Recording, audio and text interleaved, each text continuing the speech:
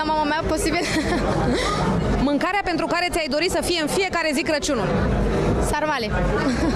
Te trezești de anul nou cu 1.000.000 de euro în cont, unde pleci în vacanță și ce cadou îți faci? Cred că în Dubai și sincer mi-aș dori Mercedes-ul G63.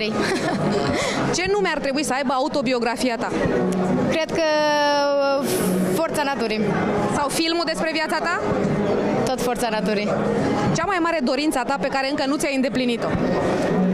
Am, slavă Domnului, de toate, dar acum îmi doresc un Mercedes, sincer. G63, care, Doamne ajută, poate în viitor îmi strâng bănuți și o să reușesc să-l iau. Cea mai mare boacănă pe care ai făcut-o în copilărie?